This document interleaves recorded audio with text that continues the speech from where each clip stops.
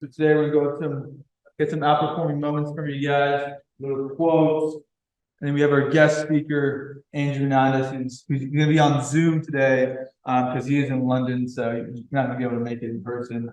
Then we have Professor Sweet with the Sweet Spot and some society updates after that. So outperforming moments. Any new outperforming moments this week, guys? Anyone? I have an interview with Valero on the 2nd. Nice. Cool. Round of applause, guys.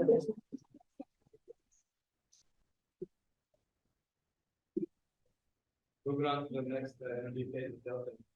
Nice. Next interview with Milton. There you go. Anyone? Me and Mariana are going to a Wells Fargo Summit in North Carolina. Awesome. Wells Fargo Summit in North Carolina. Good job. Cool. All right, so our quote today is opportunity is missed by most people because it is dressed in overalls and looks like the work. All right, by Thomas Edison. So it's kind of a quote that says you really have to enjoy what you do. It can't be, you can't make it think that it's work. Because if it's work, you're not going to want to continue doing it your whole life. So you have to enjoy what you do, guys. Cool. Let's bring on Andrew. I'm going to come here on the screen real quick. You guys see him there? I'll let him introduce himself a bit, but he's an alumni, UTSA alumni. He graduated last fall and is now at the London School of Economics. Andrew, let's give a big round of applause for Andrew and welcome him. Thanks, guys. Let me know if you guys can hear me all right, and if it cuts out, just give me a heads up. Awesome. So yeah, like Alex said, my name is Andrew Hernandez. I was a UTSA student from 2018 to 2022. I graduated in December, so I guess I'm coming up on a year since graduation now. As of right now, I am a graduate researcher, specifically going over real estate credit at the London School of Economics. And sort of the first question that comes about with that topic is sort of why I chose real estate and why specifically commercial real estate and why I even did real estate finance in my undergrad. And sort of the whole concept there is that I was really attracted to the idea that you can get into this particular asset class that embodies both characteristics of bonds and equities. Bonds, of course, through income sources, and equities through appreciation. That, along with a few personal experiences I had, a few family investments, and just really understanding the value of putting time, effort, and learning the skill of the real estate industry, and really just as a whole the finance industry, really drew me in to this field, and of course allowed me to get to where I am today. As far as my academic background goes, like I did say, I was a UTSA student. I was a member of the real estate finance and development program there at UTSA. Had a few internships along the way that I'll touch on in just a second. And then in my junior year, went ahead and did what was called the general course, a bit of an exchange, a bit of a pre-master's program at the London School of Economics, where I really discovered that institution where I am now, and really getting in deep into the finance world, in really concentrating on econometrics and international relations. Of course, there's not really a better university to do that at. So definitely a great academic path there. So as far as what I did at UTSA, first and foremost, was very happily an active member of the Investment Society. Was I want to say back in 2019 is whenever I really started getting active. Was a junior analyst, or I'm not too sure what you guys call it now, but an assistant of sorts for the tech sector class. I guess that's what it would be called. Going through the Bloomberg terminal, really understanding how to develop that model. This was all pre-COVID, so the society did look a little bit different, but it did really ameliorate sort of my understanding of later finance. Later on, I did become a class teacher, a senior analyst for what was the equity research and Bloomberg fundamentals class. I did that for one semester. right before I went to the LSE. And then after I returned from the LSE, I was also a class teacher for the real estate class and sector. I did that twice over, and I guess maybe a few of you may remember that. I may see a few faces I recognize in there. So happy you guys are still active. Um, that all these experiences, through undergrad and specifically through the investment society, really helped me land some pretty serious roles in the finance industry, starting off with a few internships. My first internship was right after my first year of being active in the society. I believe I was a sophomore at the time, was working at a sort of regional mortgage bank. I don't know if you guys have heard of Origin Bank, specifically working on residential mortgages, sort of under the $1 million mark. This was during 2020, whenever sort of the interest rate effects from COVID had really taken place. Interest rates were, I mean, near zero compared to what we are considering today. Mortgages were being shot out left and right. Banks were just flooded with all sorts of creative ways of making residential loans. So it was definitely an interesting time there. After that experience, of course, went off to London, and that summer interned with sort of my first big financial institution, which is Nuveen, or TIAA is the parent company, owns just about half of the US's life insurance policies. So that's pretty interesting.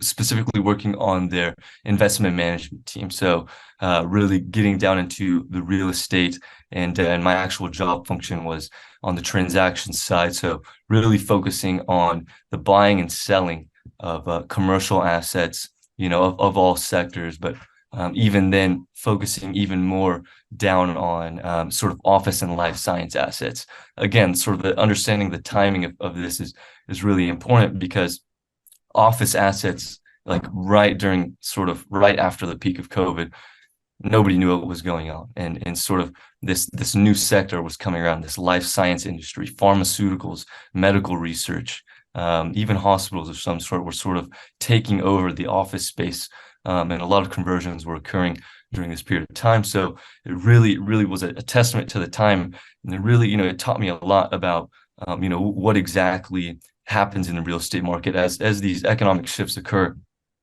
So I did learn a lot, took that back to UTSA, was happy to teach that real estate sector, like I said, and finished up with my last internship sort of right after my junior year with LaSalle Investment Management, which is that's the investment arm of JLL.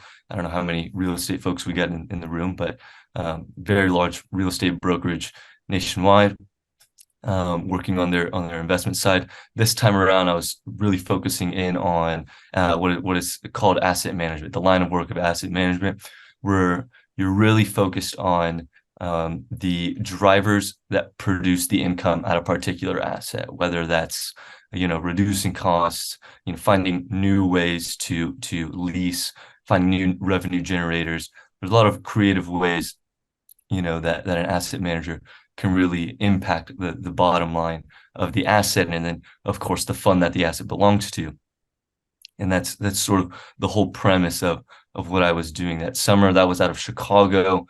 Definitely an interesting market. The Midwest is a wonderful place to be. So I really enjoyed that time. Had some really cool experiences. It's a fun city. I would definitely recommend it for any of you that are sort of in the internship hunt right now.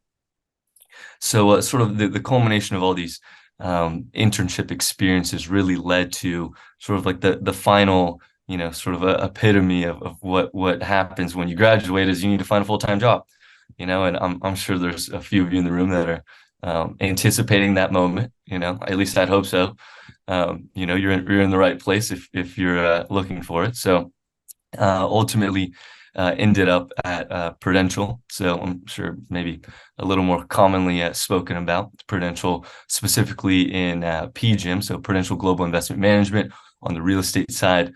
This time around, of course, the economy is a bit different. The market's a bit different. Specifically, the private market is very different than the way it was a year ago, 2 years ago. I believe, we probably could assume that the real estate market kind of peaked out just about 12 months ago, 12 to 14 months ago.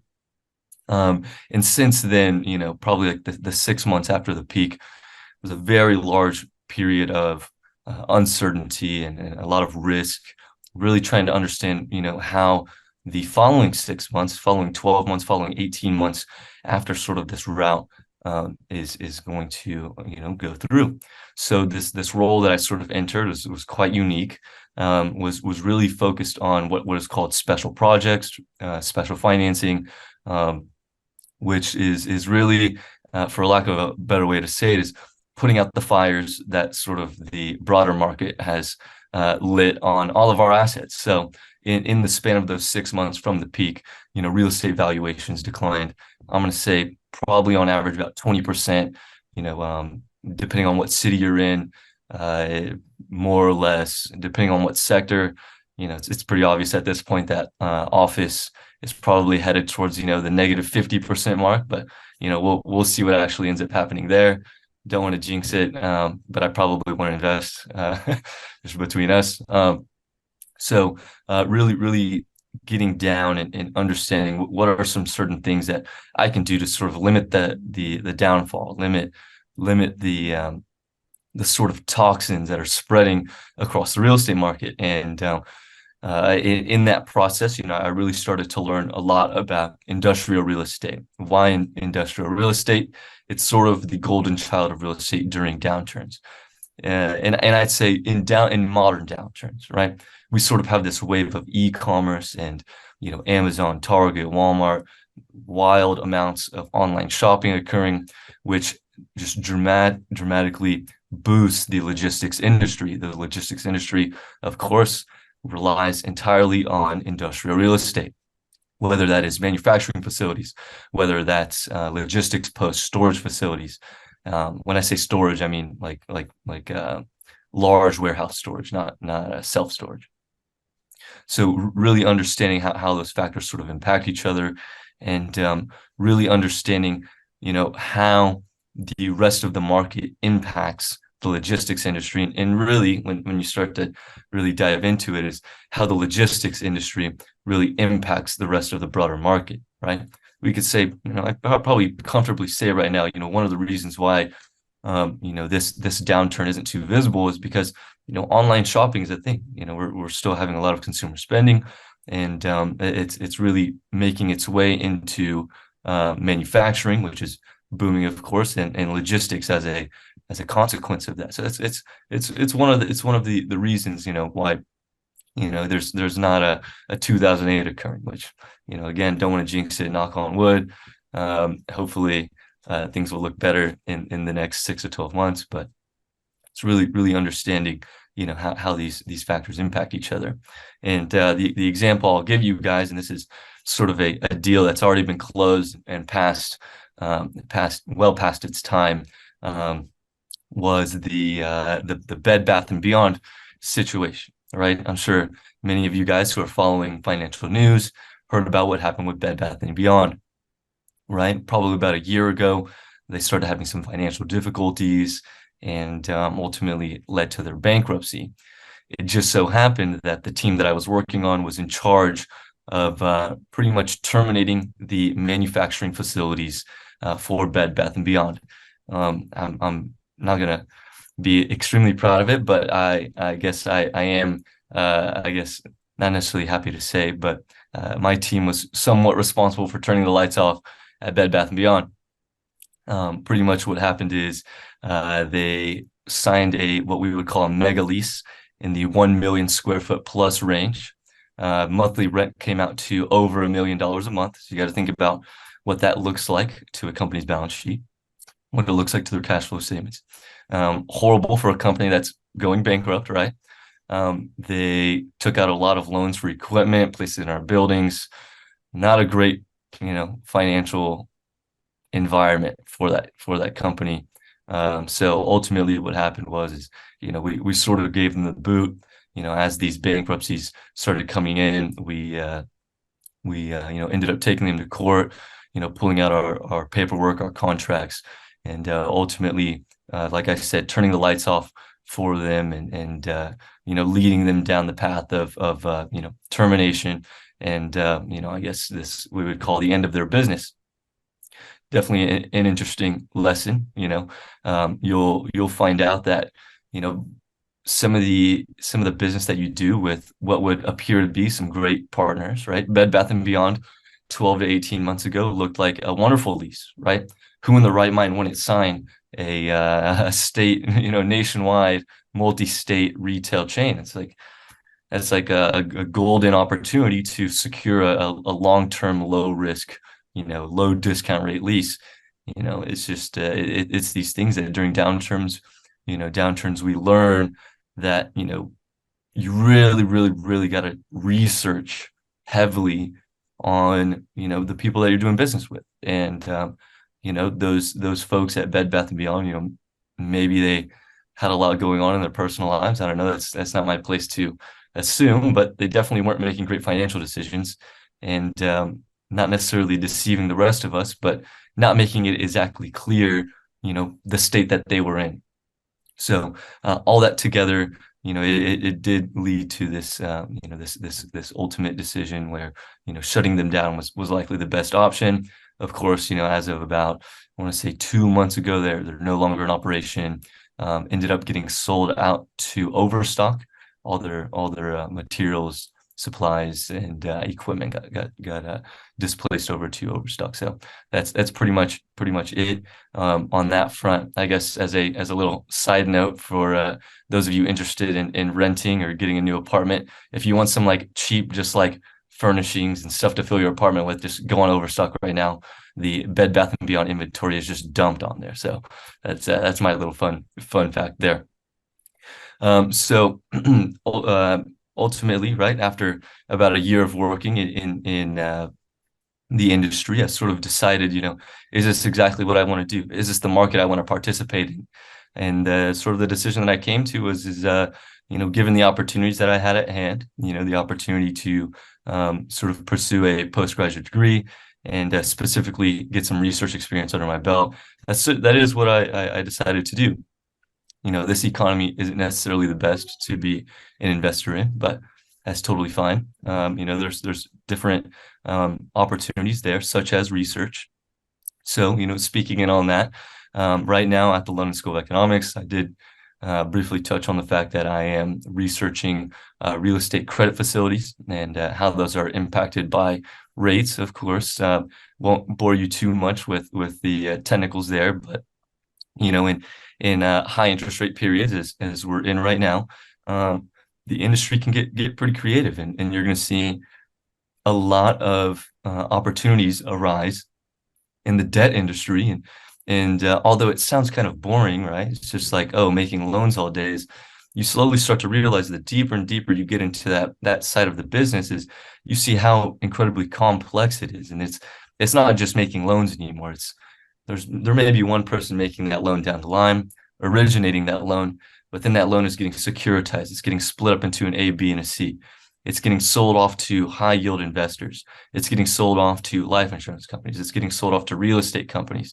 Why is this sort of happening right now? And it's for the fact that, higher interest rates, it sort of limits the amount of yield, right, that you can pull from an equity side investment. That's one reason. And the other reason is just, well, higher interest rate. Well, I should be getting paid a little bit more for taking on a little more risk, right? So right now it is slowly starting to become a more lucrative industry, and what you'll notice is sort of that sort of wave is sort of shifting, and I'd say decade by decade and more cycle by cycle, you'll see this shift between sort of like equity dominance and debt dominance, and it goes back and forth, constantly over the years. And it would seem, it would appear, given where rates are going and sort of the activity that we're seeing in the private credit market, that we're sort of shifting back into this debt dominant space, which is it's very interesting and very complex. And there's going to be a lot of opportunities that arise there in the next 12 to 18 months. So I would definitely recommend looking into that space. I know initially as a freshman and sophomore, the only thing that comes to your mind is like stocks, right? Stocks.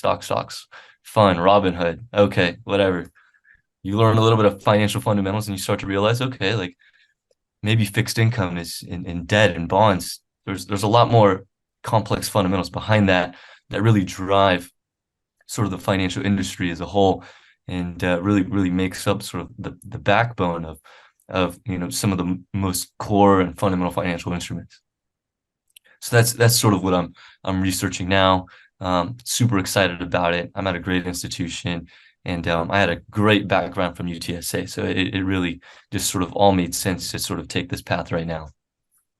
And then I'll sort of sum up with a few of the things that I'm sort of aspiring to do, some of the things that sort of make sense, and then kind of touch on how the investment society helped with some of that. But sort of in the direction of my research and sort of what I've told you just now is there's going to be a lot of opportunities in credit, arising, in specifically in asset-backed credit, and how that credit is divvied up among the risk spectrum.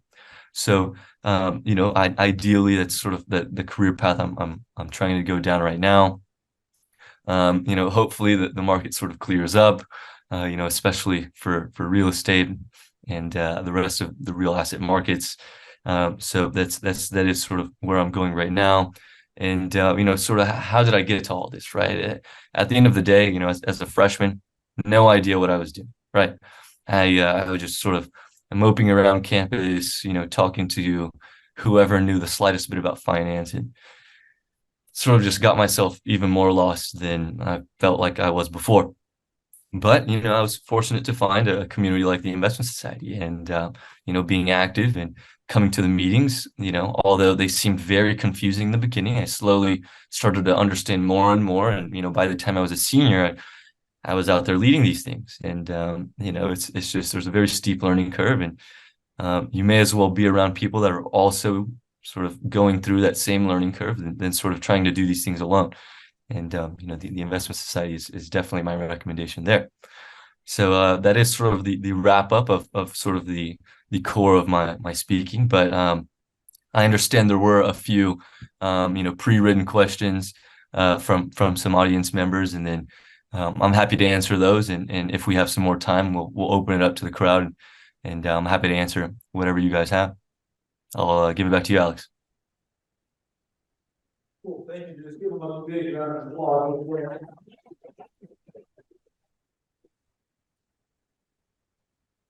Great speaking, he has great experience. Like you said, he graduated recently, so he can answer some questions that you guys have, about internships or something like that. You guys want to know. I think great segue. We can ask him real quick. And the first question is: many of you guys, either freshmen, sophomores, juniors, you guys are looking for internships. Andrew, how did you go about finding those internships and applying to them, and then securing a position there through the interview process? All right, so I'll start off with your first question there is how did I find these things, right? So joining networks, right? You kind of want to talk about it with your peers. So that's sort of the first step, right? Is like, you hear about JP Morgan Stanley, Goldman Sachs, Lazard, all the big names. Those are kind of the ones you hear about from your members of the Investment Society, some of the other finance folks at the university. But those are only a very small subset of the wide variety of opportunities out on the market right now. So after speaking with a few people, go ahead and just do some like serious there's on the landscape of the industry, right? And you're going to come across, whatever sector that interests you, and you'll see there's always going to be, wherever you search, a list of like the top 100 companies in that industry, right? It may require you to move, may require you to relocate, but don't be afraid of these things. Just send out these applications. That's always like a good first step. Create a good list of applications, right? It's like you want to get down, at this point, like hundreds, as many as you possibly can, like the top 1 to 200 companies that you can see yourself working at. Create a really good list. Make sure to send off those applications. Do it as soon as possible. I don't know how much you guys talk about it right now, but you should be absolutely applying to absolutely everything that is on LinkedIn or on Google right now. There's no reason not to. And that window is coming very close to closing. I'd say probably in the next month these applications are going to close. So if you have not applied, please apply. That's step one. As you know, the process sort of furthers, you may get a call back from maybe 5-10%, hopefully, right? Ideally.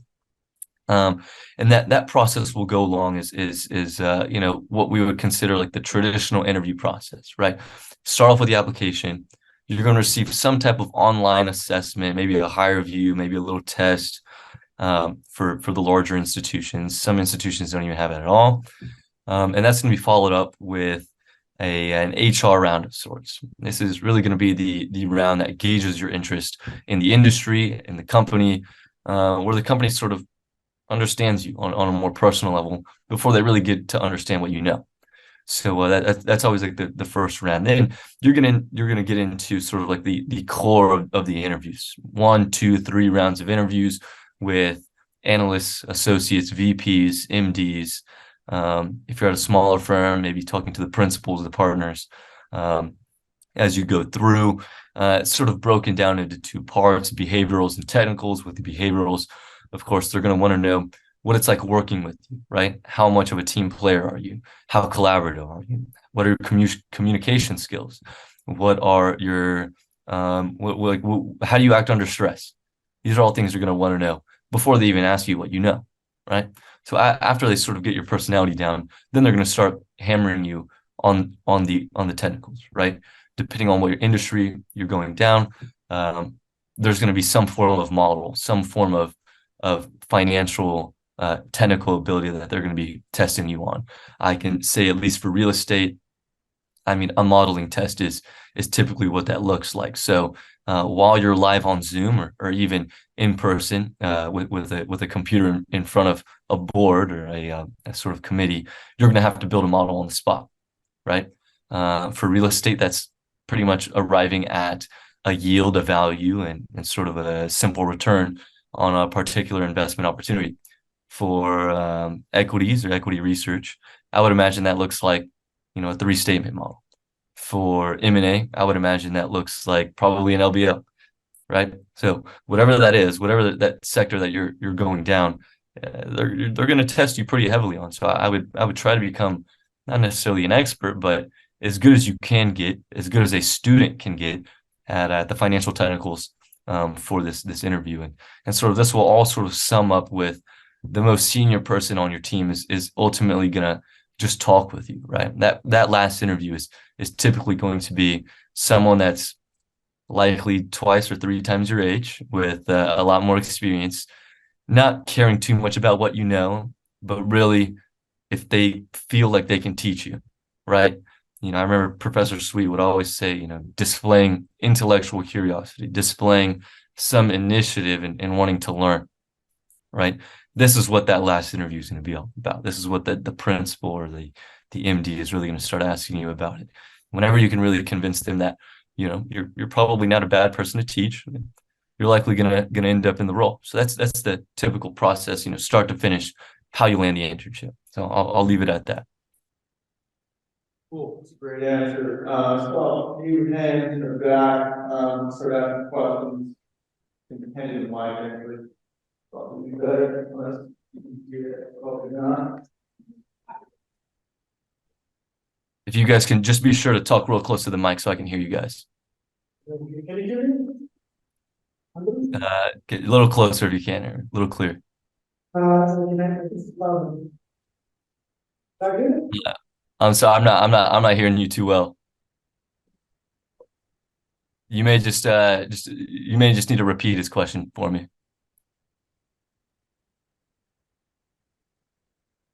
And you can hear me? Yes, I can hear you. All right, his question was, you were working at a gym and you worked there for a few months and you left. What was your motivation for getting your master's at LSE?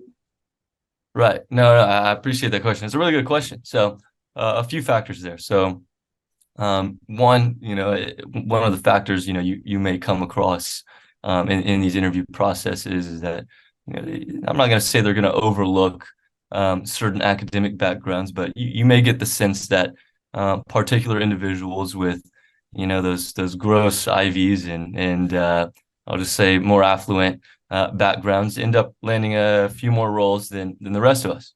So one of the ways to combat that is, of course, well, maybe pursuing a master's, maybe getting it at a different institution, maybe, pursuing different programs at different schools. So that's one thing, very small factor, right? At the end of the day, let me just make sure we're all on the same page here. Is like they want to know they're working with someone decent, working with someone technical, working with someone that's collaborative in their means. So that's always the most important. And someone from, not necessarily an Ivy with a stronger, technical background is always more valuable than I don't know, a dunce from a random Ivy League school, right?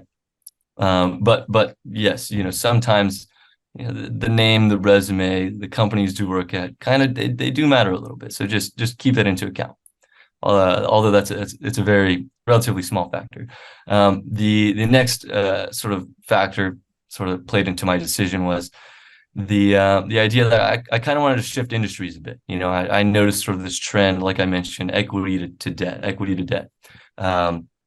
And I slowly became more and more interested with the facilities that surround, the credit industry and how credit may be securitized, and that does, for the most part, require some level of research, right? Especially if your background isn't entirely in corporate finance or in fixed income, you're really going to need to back that up with some academic experience. So that was sort of the second factor, and last bit for me was just the market was not moving in my favor. I'll put it that way. Whenever you go to work every day and the story is constantly, we're losing money. People are tense. People are experiencing negative appraisals.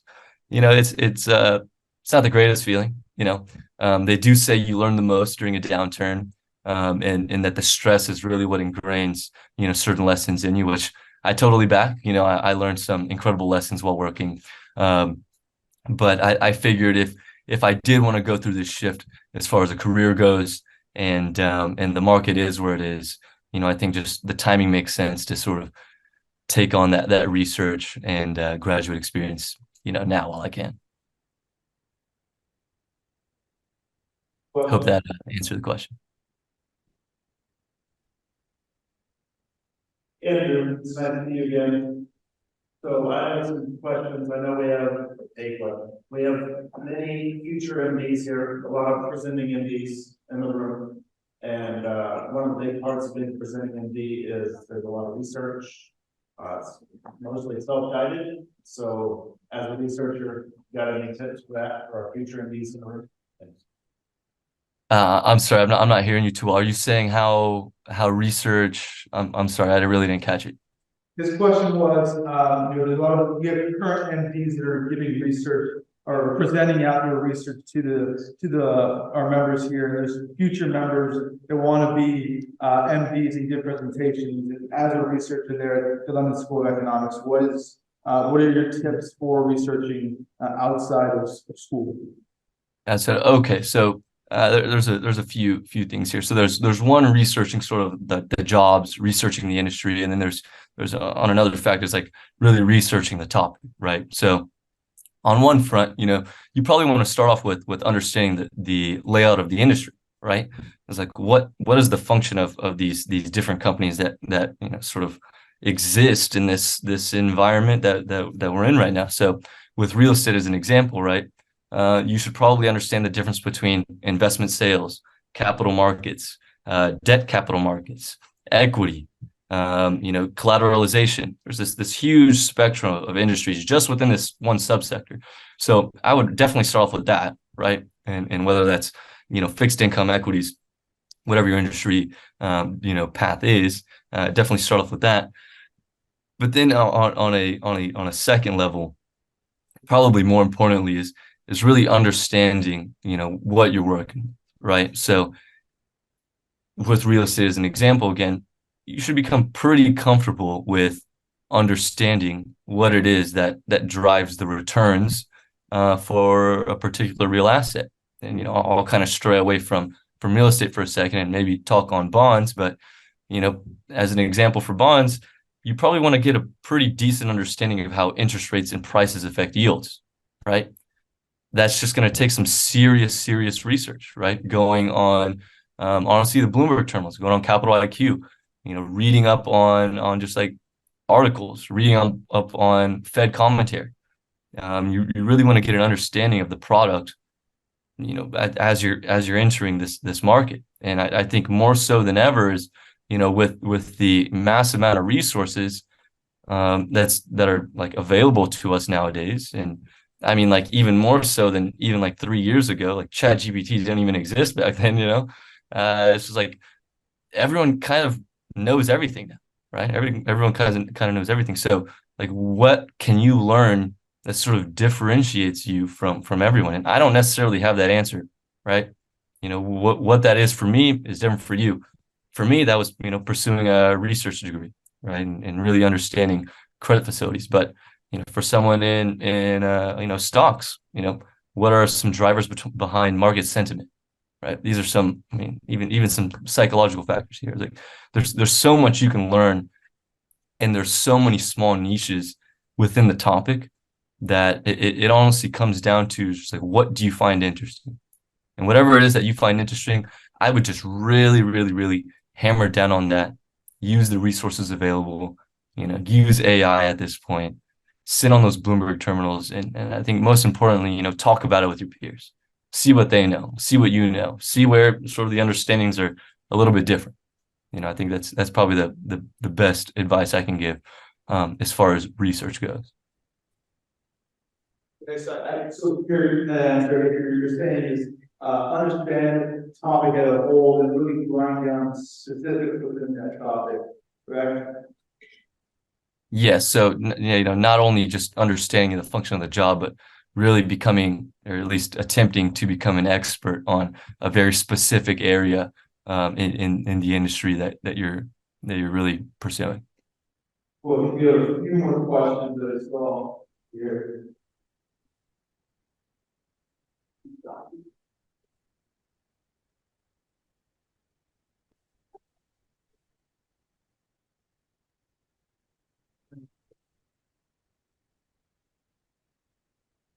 Any questions? Where can I find this research? He's asking where you can find your research if you're gonna put get your top, yeah. Are you like asking for like the resources? Like what specifically when you say, where do I find the research? Asking if you're doing research and where you can find it. Where do I'm sorry, I'm not totally understanding. Where do I like? Google Scholar, is it on Archive, where is it? Oh, okay. So you're talking about the actual like sources themselves. Well, I mean, it's going to be a little bit of everything, right? It's kind of funny. That's like something I was discussing in my sort of research seminar today. Is like, where do we find the data? The data is kind of a mess, right? You're going to run into a few issues. If you want some really good data is really expensive, right? So you're going to get stuck behind a paywall. Other sources of really good data are going to be stuck behind sort of privatization. JP Morgan's probably not going to let go of their in-house data to anyone, right? You're probably going to have to work there to find it. But for the general sources, Bloomberg, getting on the Bloomberg terminals is a great source of data for like stock prices, bond prices, yields. It sort of depends on what exactly you're looking for. If you want real estate data, CoStar, but then you're going to have to pay a lot for it. If you want, real estate, securities data, you're probably going to go to Green Street, but again, you're always going to run into, there's always going to be a barrier of some sort, right? So the source itself can't really tell you where to go. It's very specific on what data you're looking into. But I can advise you that there's a lot of work behind finding the data, cleaning it up, and really getting it into an interpretable state. Cool. We don't have any more questions, Andy, so I'm gonna give a big round of applause again. Yeah, thank you for having me, guys. Andrew, thank you for your time. Can some of our members here give you a follow on LinkedIn and reach out to you? Yeah, absolutely. LinkedIn. I'll drop my email in the chat. Maybe you can share it around in the group chat and feel free to reach out. Just remember I'm 8 hours ahead of you guys, I think 8 hours. So just yeah, don't be too worried if it takes me a while to respond. Cool. Appreciate that, Andrew. Awesome. Yeah. Thanks, guys. Thanks for having me. Awesome. We'll continue with the presentation. We have the sweet spot right now. I hope that you guys enjoy this presentation and what he has said. If you guys do have any questions, he's pretty open. He's pretty open to talking. So reach out to him on LinkedIn and ask him a few questions, and he'll respond back to you. All right, great. I was thinking it was like 5 a.m. in London. So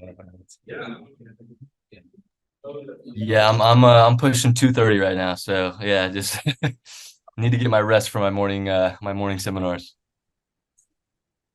all right, yeah, I love the idea of research, find something really specific. I always tell students I know a whole lot about very little, and that's what finance is all about. You can do a deep dive on a real specific topic that's as complicated as you can find that you can stomach. And what finance pays a lot for specialization, you just got to find. You can't find what you love, because you find what you love and they don't hire you, you're not going to do that. You got to find what they hire you for, and then you got to learn that, and you just got to find the scariest thing you can get a job in, and then you just learn it. So tonight I want to talk about, I'm going to try this. This is my first time to do this. Maybe the last time, we'll see, but I got my sweet spot, and so I converted it into my blog. So tonight's sweet spot's already a blog. So I'm ahead of y'all. So you could have read my blog in advance. But I want to talk to you about when you should know you should be gasping. When is something surprising? So I wanted to cover a few things here.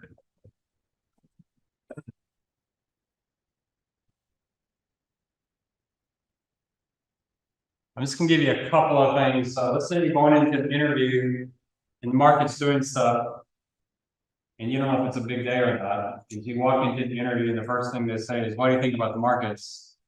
And you're like, "Okay, do I make stuff up?"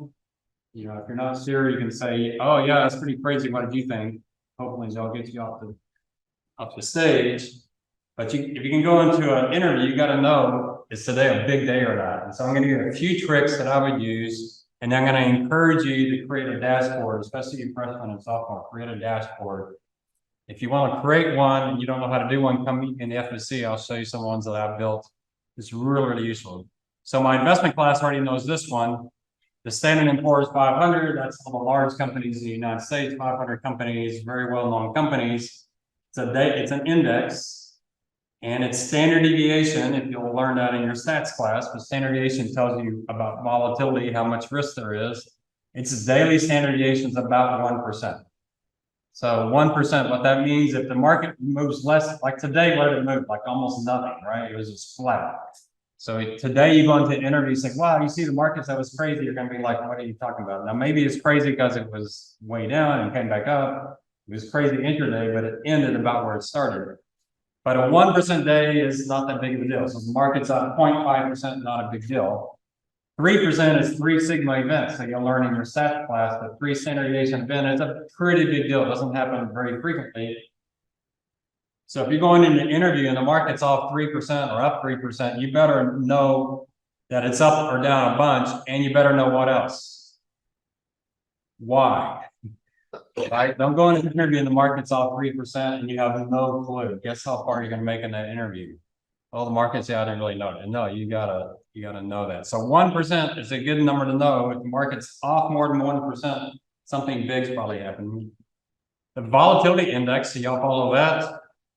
So the volatility index is what the market thinks volatility is going to be, not in the history, which is what standard deviation is, but what they expect it's going to be in the future. So it's a 3-month out prediction. Its current value is 18.65%. That sounds like, is that a high number or a low number? Well, the average has been 19, and the median 17. The average is just, you take all the numbers and divide by the number of periods. The median is just that 50 percentile. You notice the average is higher than the median. Why is that? Because the VIX can shoot up to 80, but it can't go to -20. In fact, it's very rare for it to go below 10. So it's kind of bottom is limited, but upside. So that's why the average is so much higher. But those are good numbers to know. The VIX gets above 20, it's getting into kind of high territory. It gets above 25 or 28. That's this 90 percentile. You see the VIX in the 30s, the market's freaking out. You see the VIX below 12, especially below 10. I'm always buying options when the VIX is below 10. Always. When the VIX is below 10, insurance is almost, it's just really cheap. The market's telling you there's no risk anywhere. When the market's telling me there's no risk anywhere, that's when I'm really worried. And the wonderful thing about that is the market says we're not worried about risk. I think risk is really high because they're not worried about risk, and you can buy insurance really cheaply. That's like, it's like there's a big fire outside your house. You call your insurance company and say, we got a 2-for-1 special on home insurance. You're like, that sounds really good because I got a fire outside that. That's what I love. When the VIX is low, I'm always buying options. When the VIX is high, I want to understand why is the market so freaked out. So what's interesting right now is the VIX, you would think it's kind of stretched, right? The stock market's been down, we're worried about recession, interest rates are rising, but the VIX isn't all that elevated. So the VIX is not telling us the market's particularly worried right now. Another thing, obviously, is interest rates. So my investment class told you all know this, right? The 10-year treasury, its daily standard deviation is 6.5 basis points, which is like going from 4% to 4.06%. 6.5, that's a 1 standard deviation. So anything today was a pretty horrible day, wasn't it, for the bond market? So we hit a what, 15-year high on the 10-year treasury interest rate. You better know that if you go into the interview or at a really high level. So 6.5 basis points. So we've seen some days where the index moves 18 basis points, like 4% to 4.18. That's a huge day for the bond market. If you see that on the day you're interviewing, you better know why that is. It probably has something to do with the Fed or inflation, but you better have a good story. I will tell you though, the nice thing is, guess what? If interest rates move 18 basis points and you go to Yahoo Finance, you think you're going to find an article about treasuries? Absolutely. There'll be an article and tell you exactly what's going on. So that works well.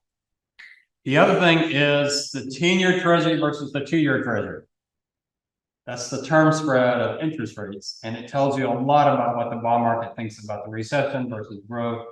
The normal is that the 10-year is 0.85% higher than the 2 years. So if the 2 years at 4%, you would expect the 10-year to be at 4.85%. All right, that's normal. I would memorize that 85. All right, that's normal. A negative 10% of the time, it's negative 20 or worse. That's called an inverted yield curve. What is the market telling you then? They're expecting what?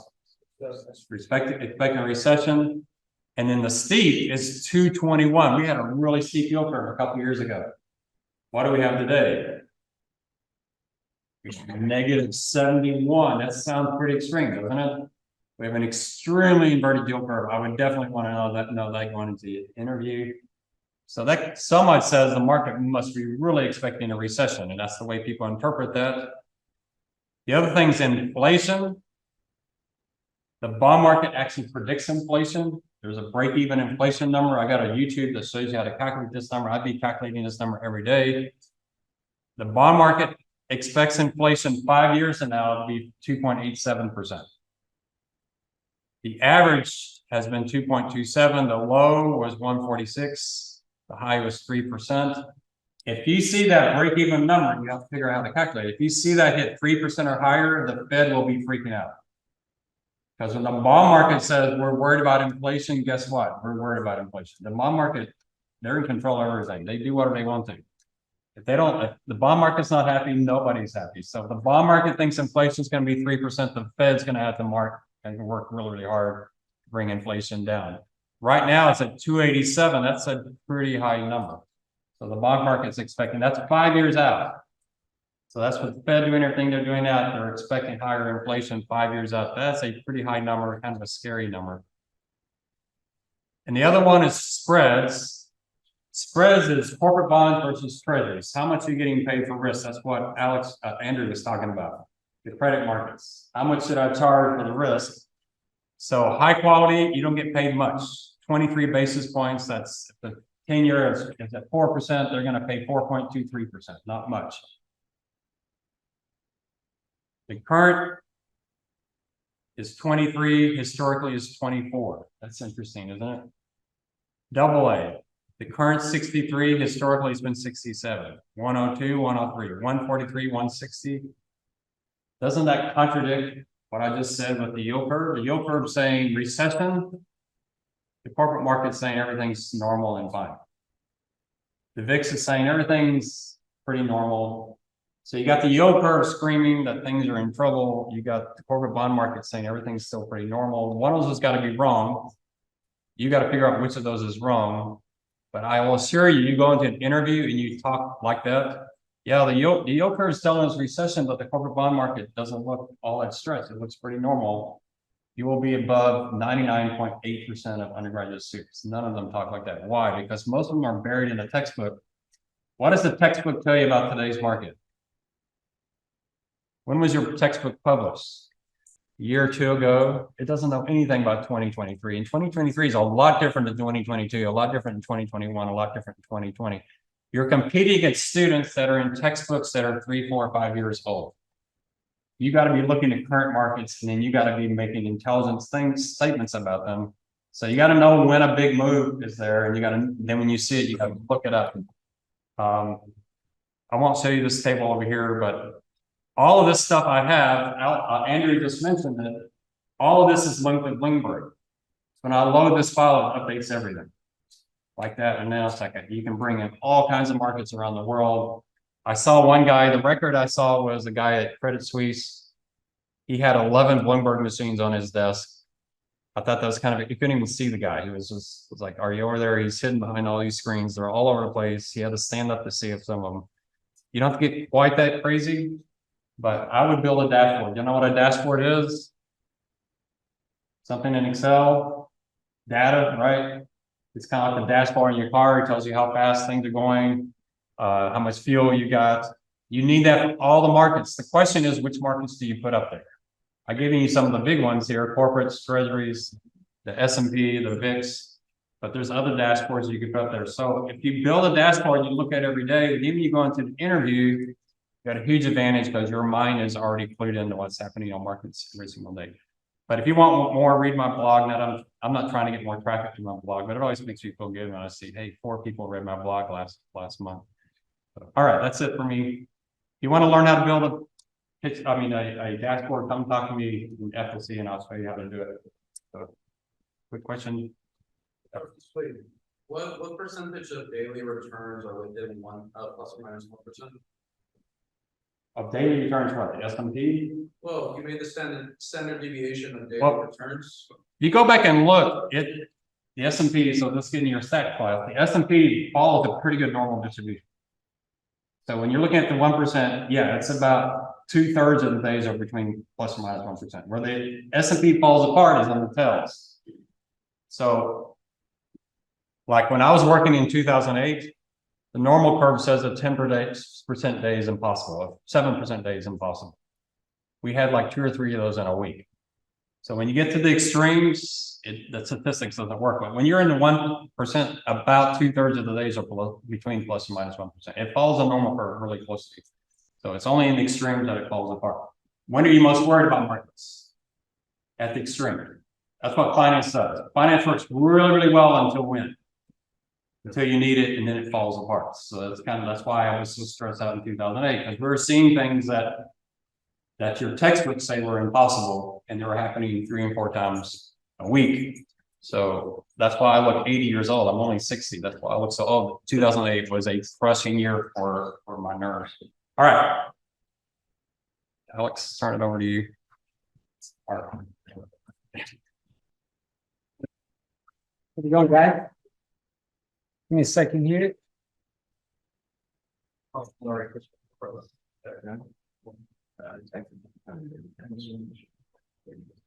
All right. So I'm Adrian Porras. For anyone who didn't already know me, I think I see a lot of familiar faces, but I would like to reintroduce myself. And I'm your social chair for this semester. The next social we have coming up, obviously the movie night. The reason why we're doing movie night is based on last week's survey, which showed that that was everyone's favorite, I thought. So we're gonna run another survey today, just to make sure that we get an accurate picture of what it is you guys want from the social side of things, and also think professional events. So when I put it back up, I just want to encourage everyone to just take your phones out real quick. You can fly through it. Just basically pick all the events that are of interest to you that you'd like to see for upcoming weeks and months. We want to make sure that we're giving you guys what you're looking to get also out of the organization and your participation from that standpoint as well, from the social aspect. So next is, like I said, the survey. You guys, oh wait, I'm sorry. Did everybody get a chance for the RSVP? We're trying to get a more or less of a head count, how many people we can expect. I know that there's probably not a good bunch of you that are here today, but I'll give you a minute or two to get that done real quick. I'm about to share the details. Sorry, let me go back. So, sorry, I kind of ran through that. So the movie night is going to be next Thursday at 6 p.m. So on the backside of the business school is the breezeway, and that leads to the McKinney Humanities building. So we're going to be in there in the Galleria, building 201.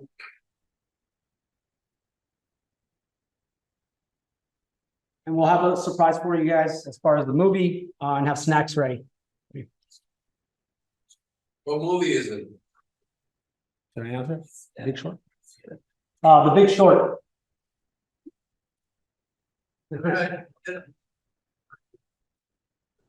I think you will enjoy it for those that have not seen it. The other thing that while you guys are doing that, just real quick, our Intro to Financial Careers class is coming up tomorrow, Thursday at 5 p.m. To save the date on that, that'll be in the FSC. For those that don't know where that is, it's right as you come in the entrance of the business school to the left.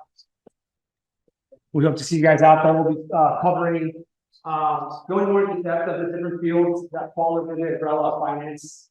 For those that are still kind of trying to figure out what area within finance you're trying to, or economics that you're trying to pursue a career. All right. Sorry about that. Okay, so again, event feedback, you're going to see a lot of the same stuff that you saw last week. I added 2 of the other suggestions. So if you guys gave some suggestions of ideas or things that you'd like to see, one of them that I saw a lot of was community service. And so that's something that we'd like to do in the near future, partner with some kind of nonprofit organization. And that way we get together as a community and help, our own community. So I'll give you guys about 20 seconds more so you can get that done real quick, and then we'll move on.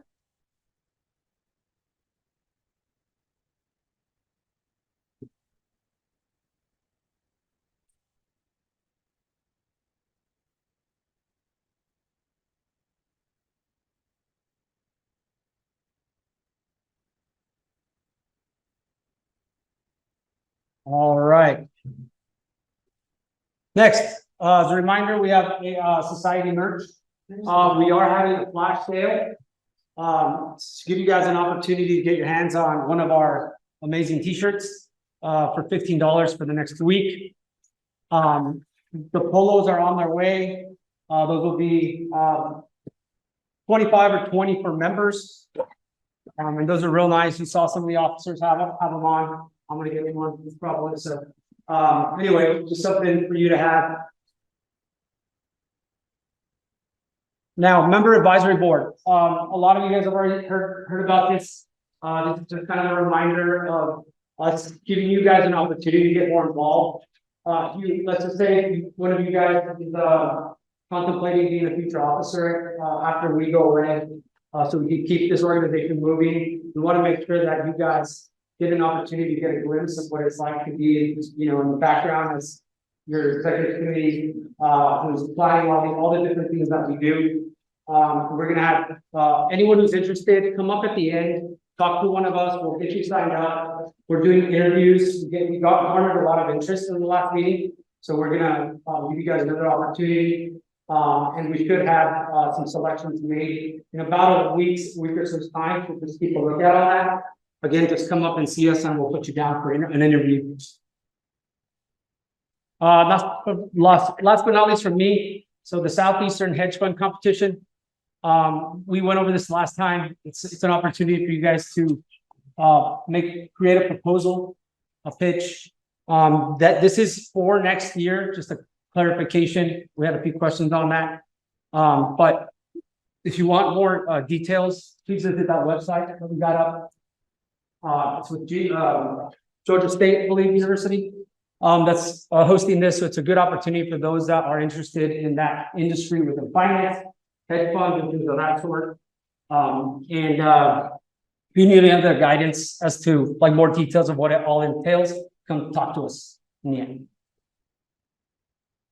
And next we have. All right, I'm gonna keep it quick, try to keep this interesting for you guys, you know, to keep you on board. But there's a couple great opportunities I'd like to share, and just kind of go over a bit of events in the calendar for the upcoming weeks and months. So this event right here, if you want to scan that QR code, is for our Texas Venture Capital Crawl. So the person who is one of the people who's hosting this, the CEO of Tech Block, and you can see kind of on top there of the poster I have. They're actually a former alum of UTSA, and in fact, they were an investment society member. They even know Sergio Silva, our founder, right? And they reached out to me to give you guys this opportunity. If you guys are interested in private equity, either on the venture capital side or from the startup side, if you're looking how to get like, hey, how can I get venture capital for my startup? This is a great event. It's going to be held downtown. In the Frost Tower on the top floor there. So it's a great event, more info upcoming, but all the info is there. Scan the QR code and sign up because I believe there are limited spots. So that's a great event. I'm definitely going. I think it's going to be pretty interesting. All right. Then Andrew was talking a lot about, you know, applying to all the internship opportunities to get your career really going. And the HSI Virtual Career Fair is a great opportunity for that. So that's going to be on October 12th. And it's going to be completely virtual. You can go on a handshake, you scan the QR code there, and really sign yourself up to apply to a lot of big companies. Some of the companies of interest, right? Some of these companies reached out to us, but others I just scrolled through the site and found some that I found were pretty interesting. So SVB, Silicon Valley Bank, yes, that one is going to be there, right? So if you guys are interested in going to a session with them, feel free to sign up for that. I believe there are still spots available. Vanguard's going to be on there. There are, I believe, roughly 4 Federal Reserve branches, right? So I think it's the Georgia one, the Chicago one, and a couple others are in there as well. And then I added a couple others that you guys might find interesting under there in the table one. But a lot of great opportunities at the HSI Virtual Career Fair. I believe there are also awards, or like there's a raffle giveaway if you attend a certain amount. But really, I highly recommend this as an event for you guys to show up. So, Market Watch updates. Not too much movement from the last time, if I remember correctly. I remember to put the QR code up there. There's still plenty of time for you guys to sign up for the Market Watch competition. I believe, what's that? There's only like 5 people who are in the green right now, so you have a very good chance of doing well. Even just get on there, make a couple trades, and see how it goes. Right, and hopefully you can get some positive returns. I know in this market, that might be a bit hard, but hey, do your best. This money isn't yours, right? You're playing with fake money, virtual money, so you can go crazy, try some strategies that you may not otherwise do with your own investment portfolios, and see how they work out. All right, so here's our calendar finishing out September. Again, tomorrow we have that Intro to Financial Careers workshop, which is going to be really interesting, going over some of the stuff we talked about earlier. But let's go ahead and move on to October. Again, so next Thursday, we're going to be having a movie night social at 6 p.m., which we already talked about. Then next, or 2 weeks from now, we're going to have the CEO of Santikos come in. And he is, a busy guy, so he's going to be coming in early. So instead of having our general meeting at the regularly scheduled time, we're going to be holding it slightly earlier at 6 p.m. for that one in particular. Then after that, you can see that we have some other events on there, the Black Rock VP at 7:15 on the 16th as well.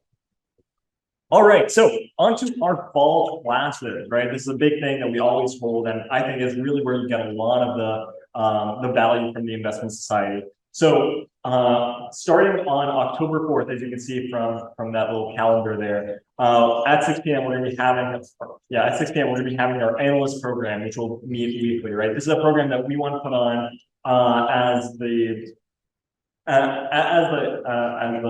officers here. And this really wants to prepare you guys to be future teachers for that and to really become good analysts and teach you all the things you need to know. Really to secure yourself an internship and just to know how to use the terminals and all that stuff.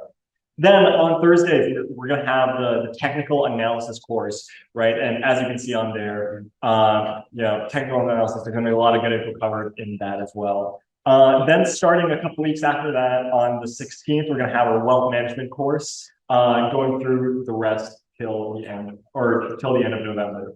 Thrown in on Thursdays as well, we're going to have a CFA exam on the 19th, right? So going over the CFA, how you guys can prepare for that and get ready. And then the 9th and the 16th, we're going to have Power BI courses, right? This is something we talked about a couple meetings ago, but Power BI is a new industry standard in a lot of ways, and it's really a good resource for you guys to know. And then finishing off on the 30th, again, we're going to have another CFA exam preparation course. So that's pretty much it for the classes right now. Next, we're going to have a couple sign-up sheets, RSVP sheets, if you want to go for any of these classes. So if you're interested in going to the technical analysis class, scan that QR code. It's a quick form, just yes or no. And then, so we can get a rough head count of how many people are going to be showing up, how many people we can expect. And then I'll leave that on there for a couple more seconds, but it seems like most people have already gotten it. I'll leave it on there for a bit more. But yeah, so if you guys are interested in showing up to this class, put your interest on that code. So then the next one for the analyst program, this is going to be the program that meets on Wednesdays. Yes, on Wednesdays. The analyst program interest form here is uploaded as well. And scan that QR code again, it's your name, email, a couple of, and if you're interested or not. So those are the two interest forms we have for you guys, and feel free to come down and talk with us if you have any more questions about these courses. All right, don't want to take up too much more of your time. So here we go. This is the end of the presentation. And yeah, feel free to connect with us on our link tree. We got all our info there, our website, and all of that. So yeah, for sure. Thank you guys very much for showing up, and thank you to Andrew once again for being a presenter.